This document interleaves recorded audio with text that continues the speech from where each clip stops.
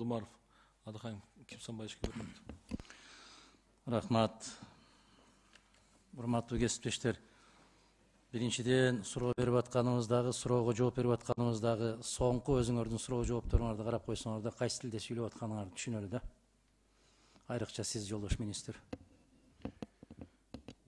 Анан кыргыз тил деп, мамлекеттик тил деп анан ураган чакырабыз.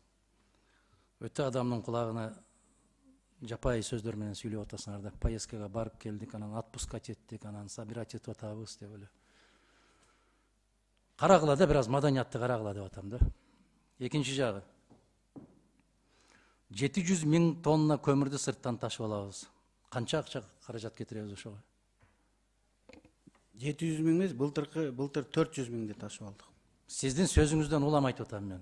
1 миллион 200 000 тонна керек дедик, 500 000 өзүбүздөн алдык дедиңиз, демек 700 000 калып атат. Мен сиздин арифметикаңызды айтып атам. 1 миллион 200 000 керек дейбиз. Ооба, 500 000 өзүбүздөн алдык. 50 000 тоннасын таш көмүр алып келет. 600 000-ин кара кече ташыды. Сырттан канча келет? Былтыр 400 000 алдык. Анткени бизде мурдагы жылы күн жылуу болгон, ошол жерден запасыбыз калган, ошон үчүн азыраак. Канча акча кетет ошого? Былтыр алганыбыз $53.4 тоннасын. Канча болот ошондо? Так, 53 400. Где-то 200 000 доллардын тегерегинде болот. Канча? 200 миллион. Ошол 200 миллион долларды кыргыз көмүр өндүрүүчүлөрүнө берсеңер көмүп салат го Бишкекти. Адахан Кимсанбаевич, мен бүгүн да макулмун, көмүр алып келсе, биздин казган көмүрчүлөр түштүктөн бияка көмүр алып келгенде ошол Казакстандан алган көмүрдөн да кымбат болуп калат. Эч ким макул болбой койду. Мен билем. Экинчиден биздин кара кече анчалык объемду ташый албайт. Мен караңыз. Казалбайт. Ушул күз башталат, көптөгөн ишкерлер айтат. Биз моомча баада алып баралы деп атабыз, бирок бизге макулдук бербей атат деп келет. Эми бул мен талашпайм сиз менен. Бул чирип бүткөн мафиянын колунда экендигин мен да билем, сиз да билесиз. Сизге чейинки министрлер да билген, баары билет. Ар бир тоннасынан канчадан отургандан бери билебиз. Бул бүтүп эле калган өлкө бул. Аман эле болсун. Адахан Кимсанбаевич, былтыркы алган көмүрдү бүгүн алып барып кандай орган менен да текшертсеңер, прямой разрез менен электрический станция договор түздү. Туура, азыр чыкпайт ал. Азыр чыкпайт. Мен түшүнөм аны, баарын түшүнөм. Саясатта биринчи жыл эмес. Экинчиден, биздин кесиптешибиз берген суроого айтып атасыз, дүйнөлүк банк суунун сатылышын жактырбайт деп атасыз. Мен 95-жылдан бери айтып келем. Жактырбайт деген жокмун. Ошол жөнүндө маселе көтөрүп атат деп атам. Bunun satılışına makul болуп атышат алар. Америкага барып келиптирсиз, э? Эмне маселе менен бардыңар? Маселе биринчиден жанагы 50 миллиондук кредиттик келишим боюнча силер ратификация өткөрүп бердиңер, 25 миллиону 25 грант боюнча. Экинчи маселе кошумча чакан кестерге финансирование боюнча акчасын 42 миллион ошого бөлүп берди. 35 миллион ошол жана возобновляемый источник электроэнергия деп бөлүп берди Вашингтонго. Сиз ошондо сурадыңызбы? Виктория деген канал бар, э? Чоң дарыя бар. Ошол кайсы өлкөдөн кайсы өлкөгө келет? Мага эмне кереги бар анын? Сизге биринчи кезекте кереги бар. Сиз эгер ал жерге сизди жеке сиз деп атканда мен айтып атат дебеңиз, кыргыз делегациясы барып сыра ичип келип эле келгенге барбасаңар, сиз ошого кызыгышыңыз керек эле. Виктория дарыясы Канададан Америкага өтүп келет. Адахан Кимсанбаевич, мен баргандын келгендеги келишимим 84 миллион 200 000 доллар акча каражатын алып келдим мен. Угуп келиң, сиз аягына чейин угуп туруң. Ошол Виктория каналын жеткиликтүү кылып суу менен Америкага жеткирип бериш үчүн Америка Канадага жыл сайын акча төлөйт. Бул дүйнөлүк практика. Бизден кесиптеш суроо берди. Сууну ресурс катары карасак болбойбу деген суроого сиз терс жооп бердиңиз. Сиз ошону америкалыктардан сурап келсеңиз, практикада моундай экен деп айта алат болот элеңиз. Бирок аны айта албайбыз. Экинчиси, биздин сууну ресурс катарында эмес, керек болсо топтолуп турган көлү менен кошуп өткөрүп берип атабыз биз. Бул Кыргызстан өзүнүн келечегин ойлобой, келечекте эмне болорун таптакыр мындай кайдыгер болгон өлкөгө айланып калдык биз. Сиз айтыңызчы, ошол сырттан ташылып келип аткан көмүрдүн акчасына ички өзүбүздүн резервтерди канчалык деңгээлде көтөрсөк болот? 200 миллион доллар бул жеңил акча эмес. Биз мына 25 миллион кредит алабыз деп, алардын көрүнгөн шарттарына макул болуп баш ийип атабыз. А 200 миллионду жөн эле ыргытып атабыз, күл кылып. Биз кошуна мамлекеттердин көмүр өндүрүүчүлөрүн колдоп берип атабыз. Ал көмүр 400 миң тонна көмүр гүл болуп чыккан жок биринчиден. Экинчиден биздин шаарыбыздын жылуулугун жана электр энергиясын чыгарып берип атат. Ал андын мындай айтканда коэффициент полезного действиясы көп эле. Анан суу боюнча өзүң мен айтып атам, мына азыр процесс мындай, мисалы үчүн товар обмен, убагында мен сага суу берем, сен мага электр энергия бересиң деген буга чейин жок болгон. Азыр мына бүгүнкү күндө Казакстан, Өзбекстан менен ошол маселени көтөрүп атабыз. Мындай болду да азыр, токтоңуз. Ушундай бир жаман адатка түшүп алдыңар да азыр келген жетекчилер. Бизге чейин болгон эмес, бизге чейин суу потоп болуп турган, Кыргызстан өлкөсү болгон эмес, тоолор болгон эмес, гүл гүлдөгөн эмес. Дарактар көгөргөн эмес, чөп чыккан эмес. Мындай бир министр деңгээлиндеги кишисиз. Сиз ошол энергетика министрлигинин тарыхын мындай карап көрүңүз. Кыргызстан жыл сайын 1 миллиард 200 миллион киловатт электр энергиясын Өзбекстан менен Казакстанга сатып келген аксакал. Билбесеңиз билип алың, окуп алың ушуну. Ошону кайсыл акча менен сатып алып келишкен? Эмне шарт менен сатып алып келишкен? Биз айтканбыз. Кышта биз сууну жыйнайбыз. Жазда себеп кышта биз сууну кой беребиз. Эмнеге? Электр энергиясын күчөтүшүбүз керек. Мен Ислам Абдыганиевичке жеке өзүм айтканмын. Эмнеге сууну кой берип атасыңар дегенде, бизде газ давление менен иштейт, Токтогул каналы. Токтогул ГЭСи. Сиз ушул тарыхты билип алыңыз министр катарында. Мага чейинки министрлер кандай саясат жүргүзгөн, 15 жыл баштакы министр кандай саясат жүргүзгөн. Азыр келип алып эле айланайын чөп чыккан эмес, гүл гүлдөгөн эмес, өрүк болгон эмес. Азыр биз келдик, ошондон баштап күн чыгып баштады Кыргызстанга. Токтоткула мондай саясатты. Сизди азыр мындан бир 15-20 жыл баштакы сиздин тармакта иштеген жетекчилериңиз да угуп атат. Айтат, аман бол айланайын дейт, аман бол. Ушул кыскача тарыхты билбегенден кийин сиз тармакты кыйратасызбы деген сөздү мен эмес, алар коет. Жооп берейинби? Жооп бересиз. Мына ушул биз 1 миллиард 200 миллион киловатт электр энергияны сатып келгенибиз жыл сайын чындыкпы? Чындыкпы ушул? Фактпы? Сиз бүтүңүз, а мен жооп берейин. Мен сурадым ошо. Бизде Кыргызстанда 15 миллиард киловатт саат электр энергия чыгат. Аны сиз жакшы билесиз. Анан Ошонун ичинен 13,5 миллиарды бизге электр энергия сыяктуу колдонулат. Бизде закон, физиканын закону бар. А жерде электр энергия чыккан электр энергия кардарга жеткиргенге чейин жоготууларыбыз бар. Анын ичинде коммерциялык, техникалык жоготуулар бар. Ошол убакта бизде биздин болгон потреблениябыз 10 миллиардтын тегерегинде болчу. Сиз айтып аткан убакта жана сатып аткан убактагы ооба сатчыбыз. 2,4 центтен биз сатчыбыз электр энергия. Өзбекстанга, Тажикстанга, Казакстанга. Бүгүнкү күндө биздин өзүбүздүн колдонгонубуз 16 миллиард 200 миллион киловатт саат болду. Жылдан жылга өсүү болуп атат, Адакан Кимсабаевич. Ал электр энергияны чыгарыш үчүн биздин өзүбүздүн бүгүнкү күнгө иштеп аткан ГЭСтерибиздин полный мощностью ошол 15 миллиардтан ашык чыгара албайт.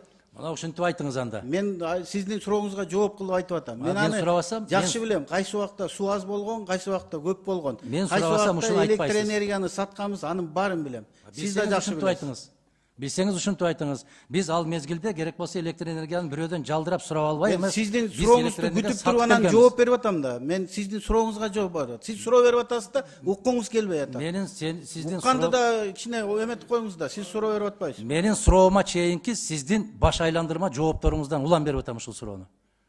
Суу чыккан эмес, гүл гүлдөгөн эмес дегениңизден айтып атам. Биз Кыргызстан электр энергиясын экспортко чыгарып келген өлкөбүз. Экспорт болуп келген. Анан 30 жылдан бери мындай болгон эмес деп. Кече 5 жыл башта эле Кыргызстан экспортер эле. Экинчи чоң маселени айтып атасыз сиз.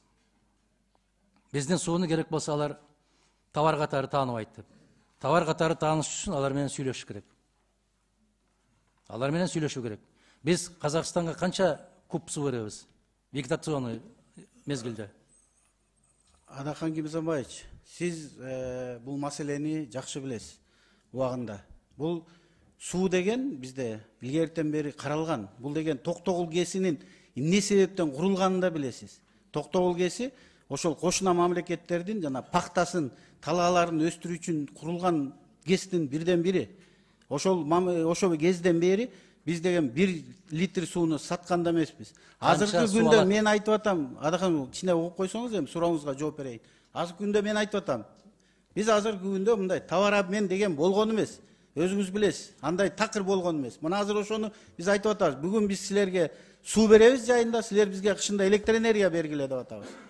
Эмне деп атат алар? Макул болуп атат азыр. Мына бүгүнкү күндө товар обмен, мына азыркы 1 апрелге биз полностью товар обмендин обязательства боюнча, контракт боюнча алып бүттүк.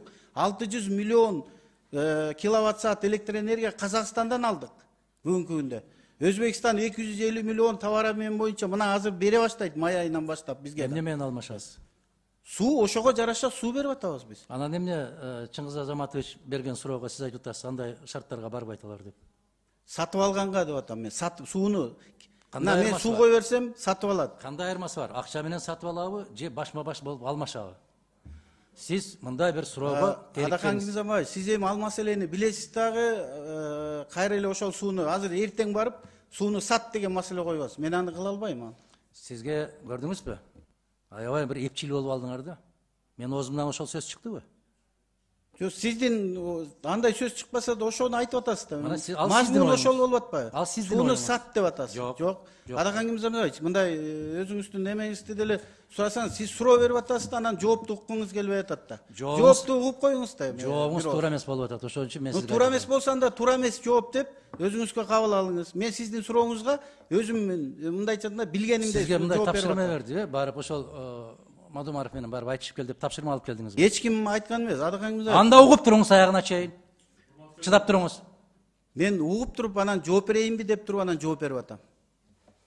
Чектен чыгып жүгөндү үзүп алган экенсиз. Бүтүн баш айландырма жоопторду берип атасыз. Бир кесиптешке берген суроосуна жок, андайга болбойт, андай мүмкүн эмес, андай каралган эмес. Мен сиздин жалган жоопторуңузду айткандан кийин анан кайра буйдамалап бул жакка өтүп атасыз. 30 жылдан бери ушул суроолорду берип келет. Ушул эле жоопторду берип келет сизге чейинки. Азаматтар да ушундай болуп келген. Алардын бүгүн жыты да жок. Эртең сиз да калбайсыз бул жерде. Бирок биз урматтуу кесиптештер, дембедем алып аткан карызыбыз кыргыздын мойнунда калат. Мына кеп ушундай болуп атат. Биз кезинде кыргыз сому долларга карата 8 сом болгон мезгилде алганбыз. Бүгүн мына 90 сом менен төлөп атабыз. Мына сиздин алып аткан карызыңыз дагы бүгүн 87 сомдон болот. Эртең сиз да калбайсыз бул жерде, башка киши да калбайт, бирок кыргыз келечек ошону мүмкүн 130 сом менен төлөп берет. Кеп ушул жөнүндө кетип баратат. Сиз министр катары, өкмөттүн мүчөсү катары келгиле мына 200 миллионду биз ички резервке, ички ресурска иштетели деген сунушту берип көрдүңүзбү? Жок. Жооп берейинби? Суроо бердим, жооп бересиз да. Сиз эгерде бүгүнкү күндө генерацияны көтөрбөсө, кайсы каражаттан алып мен ушу КЭСти реконструкция кылышым керек? Муну 5 президент 5 тең ушуну айтып кеткен. 5 тең. Мен эмне кылышым керек? Тарифти көтөрүшүм керек. Бакиев ошону 65 тыйынга көтөрөм деп койгондо дат дүйнө оодарылып, опол-топол түшүп, 65 тыйындан 70 тыйындан төлөйт экенбиз деп куулган. Бүгүн силер канчага чыгарып атасыңар? 2 сом 50 тыйынга чейин чыгарып атасыңар.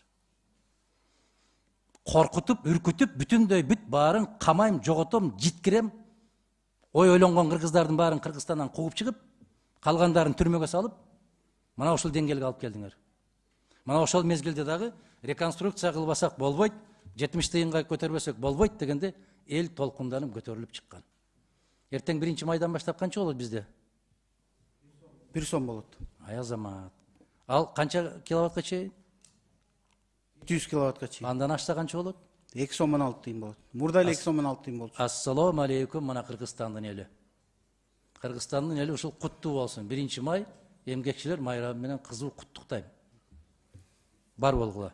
Адахан Кимсанбаевич, сиз жакшы эмелерди көтөрүп атасыз, маселелерди. Мага бир мындайча айтканда бир предложение айтыңызчы. Муну албай эле акчаны эмне кылалы? Генерация көтөрүш үчүн эмне кылалы? Ошону айтыңызчы.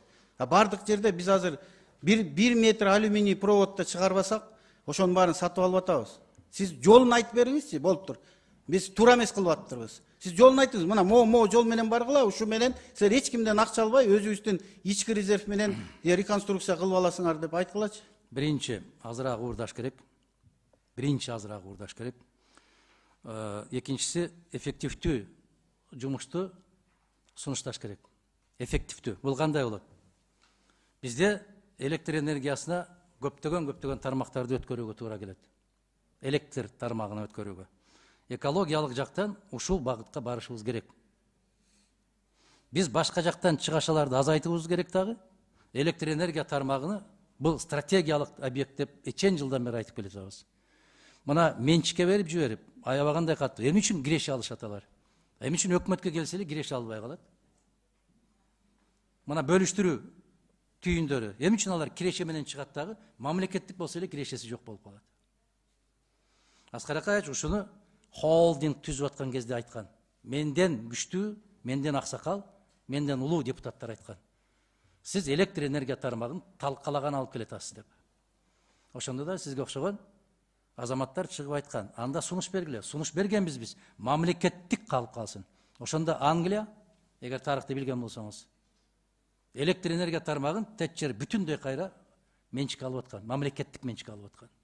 А биздикилер тескерисинче талкалоо жолуна түшкөн.